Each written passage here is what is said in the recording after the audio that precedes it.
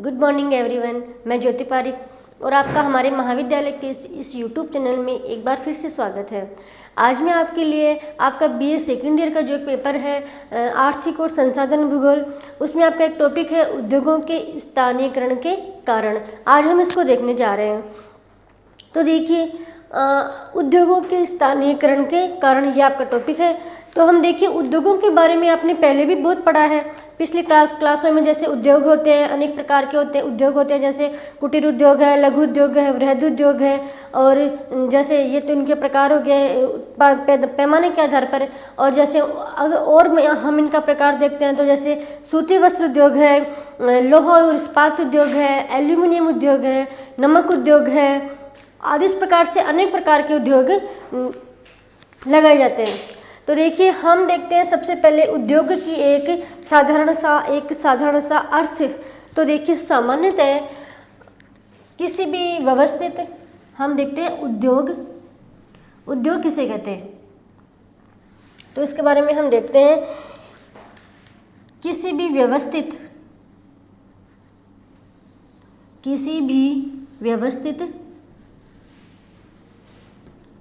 और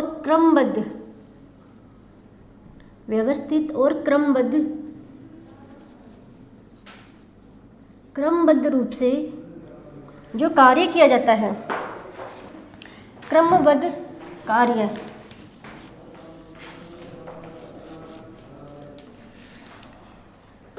सामान्यतः किसी भी एक व्यवस्थित और क्रमबद्ध तरीके से जो कार्य किया जाता है उसे हम उद्योग कहते हैं। यह आपकी एक साधारण सी इसकी परिभाषा हो गई। अब आगे चलते हैं और उद्योग के जो उत्पादन पैमाने के आधार पर इसका हम वर्गीकरण करते हैं। पहले हम इसका वर्गीकरण करते हैं उत्पादन पैमाने के आधार पर। उत्पादन पैमाने के आधार पर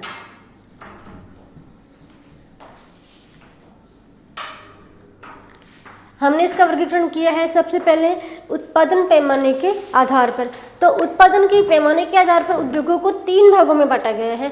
वो हम देखते हैं कौन कौन से इसके 3 भाग हैं। पहला है कुटीर उद्योग।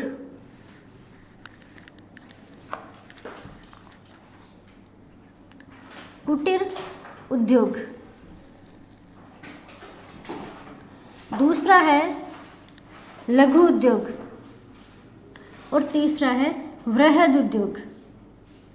ठीक है, हमने इनको 3 भागों में बांट लिया है। पहला कुटीर उद्योग, दूसरा लघु उद्योग और तीसरा वृहद उद्योग। अब आप सभी को पता है कि जो कुटीर उद्योग तो कौन से होते हैं, जिनको बहुत एक स्थानीय स्तर पर को लगाया जाता है।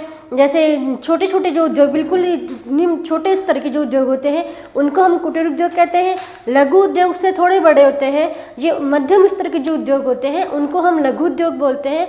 और वृहद उद्योग जो बहुत बड़े पैमाने पर इनको लगाया जाता है, बहुत बड़े स्तर के होते हैं, उन उद्योगों को हम वृहद उद्योग बोलते हैं। ठीक है, हम इनके बारे में थोड़ा कुछ देखते हैं डिटेल से। तो देखिए, स्थानीय, इसमें जो कुटीर उद्योग होते हैं इनका जो कच्चा माल होता है वो स्थानीय होता है। स्थानीय कच्चे माल का उपयोग, स्थानीय कच्चे माल का उपयोग मतलब इसमें कोई विदेशों से कोई आयात निर्यात इसमें नहीं किया जाता है। इसमें स्थानीय स्तर पर जो भी कुछ होता है उसी को उपयोग में लिया जाता है और उसी चीज़ को, उसी कच्चे माल को उपयोग में लेकर तैयार माल बनाया जाता है। इस प्रकार से इसमें कोई विदेशों से कोई आयात या फिर निर्यात इसमें नहीं किया जाता है। ये एक स्थानीय स्तर का उद्योग है। अब इसमें हम अगला पॉइंट देखते हैं तो पूंजी निवेश।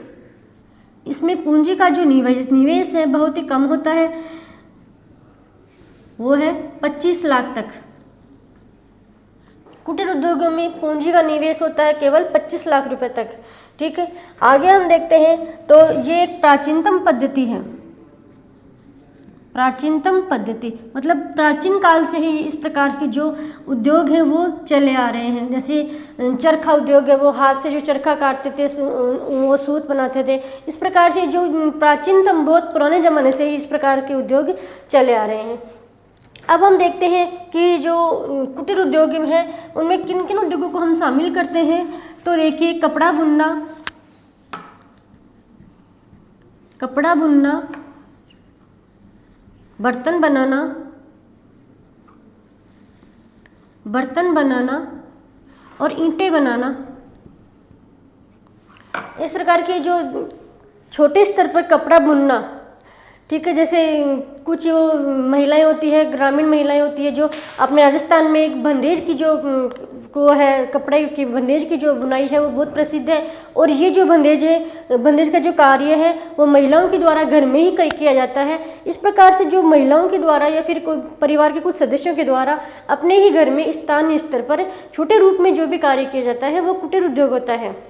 जो मतलब बंदेज का जो कार्य किया जाता है उसको हम कुटीर उद्योग बोल सकते हैं। और बर्तन बनाना, जैसे आप देखिए आपके जो एक समाज में एक कुम्हार जाति होती है, उसी के द्वारा मिट्टी के बर्तन बनाए जाते हैं, तो वो एक कौन सा हो गया, एक कुटीर उद्योग हो गया। और ईंटें बनाना मतलब जहाँ भी जो ईंटों के बनाने के लिए जो उपयुक्त मिट्टी होती है उस क्षेत्र में पर एक परिवार के द्वारा मतलब एक ईंटें बनाने का कार्य किया जाता है, तो वो भी एक कुटीर उद्योग ही है। ठीक है, अब हम आगे चलते हैं और इसमें आपको मैंने पहले बताया है, इसमें निवेश की जो पूंजी होती है बहुत ही कम होती है, मतलब 25 लाख रुपए तक की पूंजी का निवेश करके इस उद्योग को अपन शुरू कर सकते हैं। अब हम चलते हैं लघु उद्योग की तरफ। तो देखिए लघु उद्योग है, इसमें पूंजी का जो निवेश है, इसमें जो पूंजी का निवेश वो है 3 करोड़ रुपए तक। कितना? 3 करोड़ रुपए तक। ठीक है, अब इसमें आधुनिक ढंग से इसमें कार्य किया जाता है। ठीक है, और इसमें ये जो लघु उद्योग है उनको हम अधिकतर देखने को कहाँ मिलते हैं, एशियाई देशों में। एशियाई देशों में अधिकतर ये जो लघु उद्योग हमें देखने को मिलता है। जैसे मान लो जो विकसित देश हैं उनमें तो हमें देखने को अधिकतर मिलेगा वृहद उद्योग, और जो विकासशील देश हैं उन विकासशील देशों में ही जो अपना ये लघु उद्योग है वो ज़्यादातर हमें देखने को मिलता है। जैसे एशिया के जो देश हैं, जैसे भारत है, पाकिस्तान है, श्रीलंका है, नेपाल है, इंडोनेशिया, जावा, सुमात्रा, ये जो एशियाई जो देश हैं उनमें ही जो लघु उद्योग अधिकतर हमें मिलता है। इनकी जो पूंजी की निवेश है वो है 3 करोड़ रुपए, और इसमें कुछ आधुनिक प्रकार के जो यंत्र हैं उनको भी काम में लिया जाता है। ये आपकी कुटीर उद्योग था, उसमें तो कितना था पूंजी का निवेश, 25 लाख रुपए, और ये जो लघु उद्योग है इसमें पूंजी का निवेश कितना है, 3 करोड़ रुपए। अब हम आगे चलते हैं। देखिए वृहद उद्योग का जो शुरुआत हुई थी वो कब हुई थी, हम इसके बारे में कुछ देखते हैं कि पहले वृहद उद्योग नहीं थे, सबसे पहले तो थे कुटीर उद्योग, उसके बाद हो गए लघु उद्योग। अब जो वृहद उद्योग है उनका जो प्रारंभ हुआ औद्योगिक क्रांति के बाद, कहाँ पे, इंग्लैंड में। 17वीं शताब्दी में जब औद्योगिक क्रांति आई, उस औद्योगिक क्रांति के साथ ही इंग्लैंड में वृहद उद्योग की स्थापना की गई। कौन सी शताब्दी में, 18वीं शताब्दी में। ठीक है, और इसमें जो स्वचालित यंत्र हैं, स्वचालित यंत्रों का उपयोग इसमें किया जाता है, क्योंकि इसमें बहुत बड़ी मात्रा में जो कार्य किया जाता है वो होता है, इसमें उत्पादन भी बहुत होता है, और इसमें पूंजी का निवेश है वो भी बहुत अधिक होता है। और इस प्रकार से उत्पादन क्षमता के आधार पर ये जो आपका वृहद उद्योग है उसमें बड़ी मशीनों की सहायता से उत्पादन किया जाता है। और इसीलिए जो वृहद उद्योग है जो अविकसित और विकासशील देशों में इतना संभव नहीं है जितना विकसित देशों में इस उद्योगों की स्थापना की जाती है। तो देखिए इसमें आर्थिक विकास का मानदंड, इसको आर्थिक विकास का मानदंड भी माना जा सकता है, क्योंकि हम सभी को पता है कि ये जो वृहद उद्योग है अविकसित देशों में तो लगाना संभव नहीं है, इसको हम लगाते हैं विकसित देशों में ही इसको ज़्यादातर देखने को मिलता है। इसका मतलब ये है कि जो आर्थिक विकास जिस देश का अधिक हो उसी देश में वृहद उद्योग हमें ज़्यादा देखने को मिलते हैं।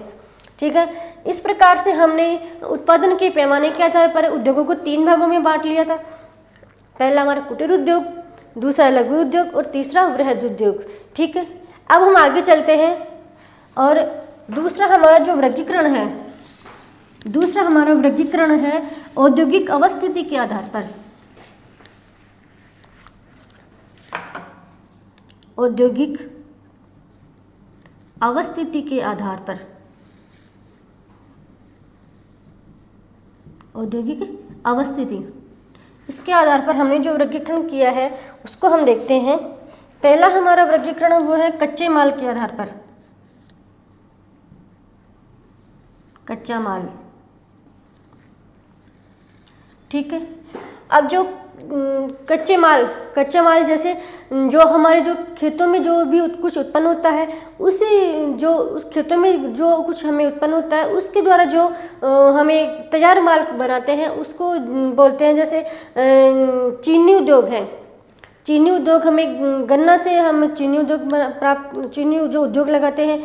फिर है जैसे आपका फल सब्जी, ये सब हमें खेतों से प्राप्त होता है और इस खेतों से प्राप्त हुई जो सामग्री होती है उसी के द्वारा हम उद्योग शुरू करते हैं। तो ये हो गया हमारा कच्चे माल पर आधारित। तो इनमें कौन कौन से उद्योग हैं उनको हम देखते हैं। चीनी उद्योग है, सीमेंट उद्योग है, फल व सब्जी, ठीक, चुकंदर और शक्कर, ये सभी जो उद्योग हैं वो खेतों से जो प्राप्त सामग्री होती है उसी को काम में लेकर इस उद्योगों को हम शुरू कर सकते हैं। तो ये जो उद्योग है वो है कच्चे माल पर आधारित उद्योग। दूसरा है हमारा शक्ति के आधार पर,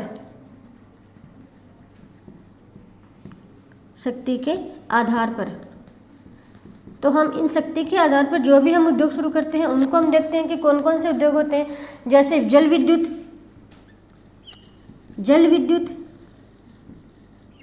ठीक है, एल्यूमिनियम उद्योग, वस्त्र निर्माण। अब देखिए ये जो उद्योग है इन सभी में हमें शक्ति की बहुत अधिक मात्रा में आवश्यकता होती है। जैसे जल विद्युत है, इसमें शक्ति की आवश्यकता होती है, जल शक्ति की आवश्यकता होती है। एल्यूमिनियम उद्योग है, इसमें भी हमें शक्ति की आवश्यकता होती है, जैसे विद्युत है और जल आदि की आवश्यकता होती है। वस्त्र निर्माण, इस वस्त्र उद्योग में भी हमें बहुत बड़ी मात्रा में विद्युत शक्ति और जल शक्ति की आवश्यकता होती है। इस प्रकार से ये जो उद्योग है वो केवल कच्चे माल पर आधारित न होकर शक्ति पर भी आधारित है। इसलिए ये जो उद्योग है इनको हम रखते हैं शक्ति के आधार पर, जो वर्गीकरण है उनमें रखते हैं। अब आगे हमारा जो वर्गीकरण है वो बाजार आधारित। इनमें हम देखते हैं तो एक आपका खाद्यान्न, इनको हम ऊपर देखते हैं बाजार आधारित।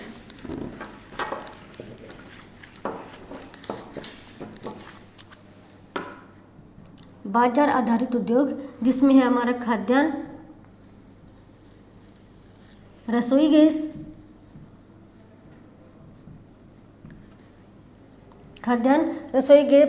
शराब, बेकरी, समाचार पत्र, प्रकाशन आदि। हमारे बाजार जो उद्योग है उनमें हम ना तो कच्चे माल की आवश्यकता होती है ना ही उसमें शक्ति की आवश्यकता होती है। उसमें तो केवल बाजार की ही उसमें मुख्य प्रधानता होती है, जिसमें हमारा खाद्यान्न है, रसोई गैस है, शराब, बेकरी, समाचार पत्र, प्रकाशन आदि जो उद्योग हैं उनको हम बाजार उद्योग की श्रेणी में रखते हैं। ठीक है। अगला हमारा जो वर्गीकरण है वो है संसाधन आधारित वर्गीकरण। तो देखिए इसमें हम देखते हैं तो इस संसाधन आधारित जो वर्गीकरण है उसमें हम देखते हैं कि कुछ संसाधनों की इसमें आवश्यकता होती है, जैसे कच्चे माल व शक्ति के संसाधन। एक तो इसमें कच्चे माल की आवश्यकता होती है और एक शक्ति का भी इसमें उपयोग होता है, जल शक्ति और विद्युत शक्ति का भी इसमें उपयोग होता है। ठीक है। फिर हमारा जो अगला वर्गीकरण है वो विचलन उद्योग। इसके वर्गीकरण में हम रखते हैं एक तो वाहन,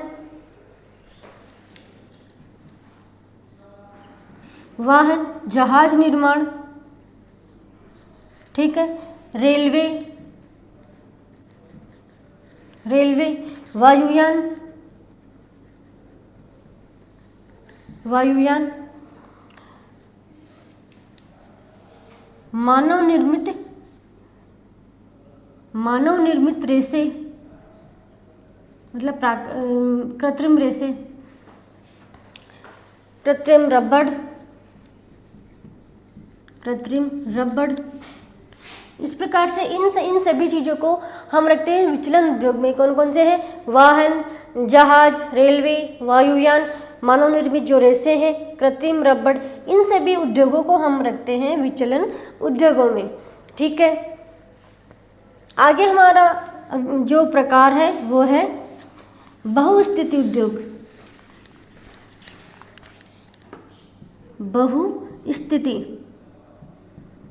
बहुस्थिति उद्योग।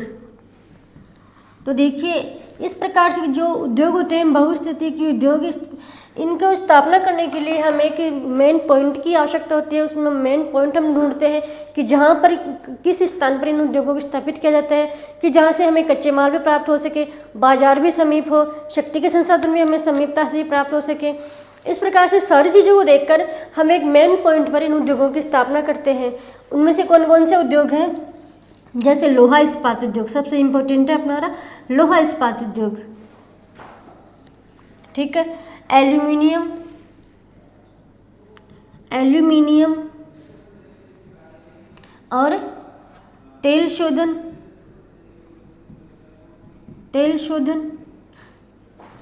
इस प्रकार के उद्योग हैं। उनको स्थापित करने के लिए हमें एक मेन पॉइंट की आवश्यकता होती है जहाँ से सभी सुविधाएं हमें आसानी से मिल सके। जैसे हमें जो बाजार है वो भी हमें आसानी से उपलब्ध हो सके, कच्चे माल है वो भी हमें आसानी से पास के स्थान से ही मिल सके, और इस प्रकार के जो भी शक्ति के साधन है वो भी हमें मिल सके।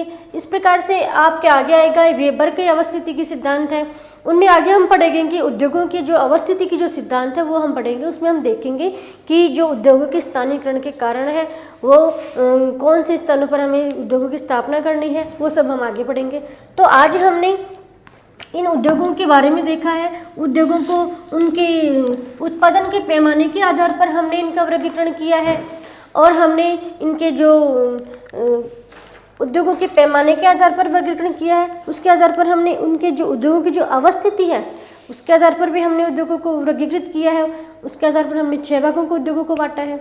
ठीक है, अब आज हम इस टॉपिक को यहीं समाप्त कर रहे हैं, और अगले वीडियो में हम इस टॉपिक को आगे बढ़ाते हैं। तब तक के लिए धन्यवाद।